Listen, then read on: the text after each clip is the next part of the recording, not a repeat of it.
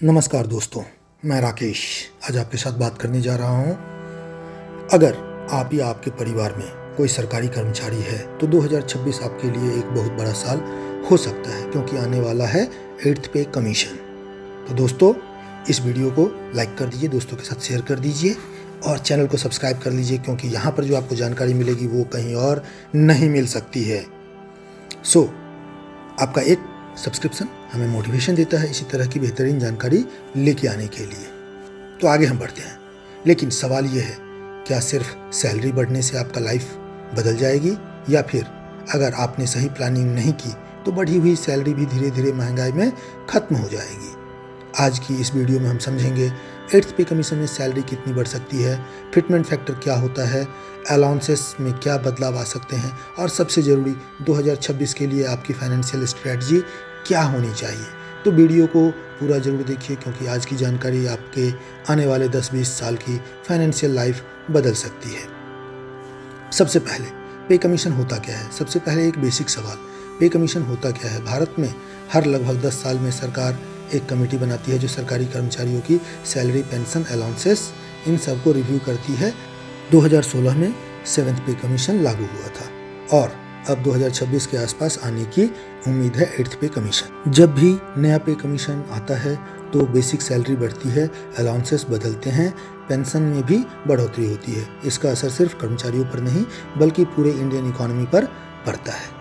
अब सवाल number 3, fitment factor क्या होता है। अब समझते हैं सबसे महत्वपूर्ण शब्द, फिटमेंट फैक्टर। फिटमेंट फैक्टर वह मल्टीप्लायर होता है जिससे आपकी बेसिक सैलरी को मल्टीप्लाई करके नई सैलरी तय होती है। उदाहरण के लिए 7th पे कमीशन में फिटमेंट फैक्टर था लगभग 2.57। मतलब अगर किसी की बेसिक सैलरी थी 10,000 रुपये तो नई बेसिक सैलरी बन गई थी 25,700 रुपये। अब एक्सपर्ट्स का अनुमान है कि 8th पे कमीशन में फिटमेंट फैक्टर हो सकता है 3 to 3.6 के बीच। अब इसे आसान तरीके से समझते हैं। अगर आपकी बेसिक सैलरी है 30,000 रुपये और फिटमेंट फैक्टर हुआ 3.5 तो नई बेसिक सैलरी होगी लगभग 1,05,000 रुपये, यानी सैलरी में बड़ा उछाल। लेकिन कहानी यहीं खत्म नहीं होती है। चौथा सवाल, अलाउंसेस में क्या बदलाव हो सकते हैं। सैलरी के अलावा बहुत बड़ा असर जो पड़ता है वो अलाउंसेस पर, जैसे HRA, house rent allowance, DA, dearness allowance, travel allowance, medical benefits.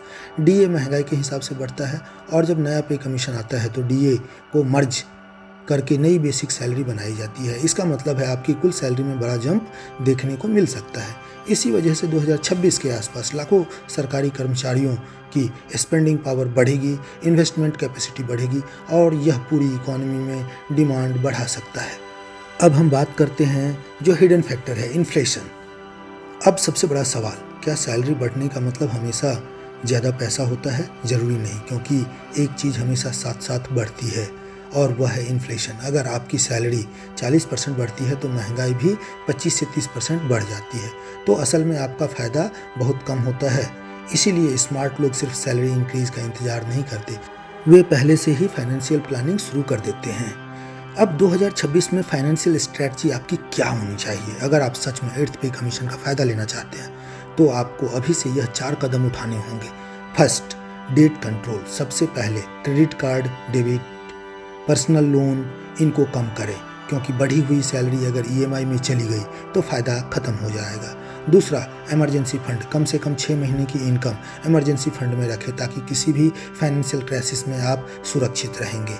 तीसरा, स्मार्ट इन्वेस्टमेंट। सैलरी बढ़ने के बाद सिर्फ खर्च मत बढ़ाइए बल्कि निवेश बढ़ाइए, जैसे mutual fund, SIP, index fund, retirement fund. लंबे समय में यही आपकी वेल्थ बनेगी। चौथा, लाइफ स्टाइल इन्फ्लेशन से बचे।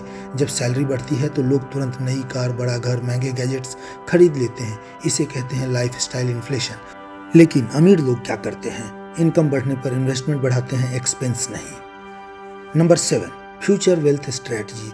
अगर आप स्मार्ट प्लानिंग करते हैं तो 8th पे कमीशन सिर्फ सैलरी इंक्रीज नहीं करेगी बल्कि वेल्थ क्रिएशन अपॉर्चुनिटी बन सकता है आपके लिए।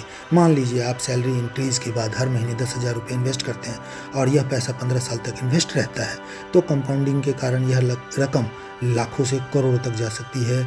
यही असली फाइनेंशियल फ्रीडम है।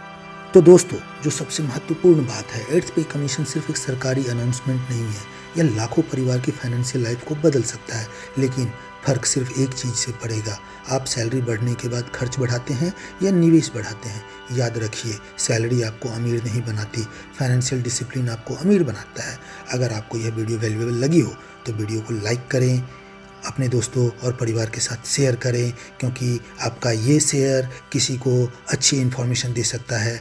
और ऐसे ही पावरफुल फाइनेंशियल नॉलेज के लिए चैनल को सब्सक्राइब करना ना भूलें, क्योंकि आपका एक सब्सक्रिप्शन हमें मोटिवेशन देता है इसी तरह की बेहतरीन जानकारी लाने के लिए।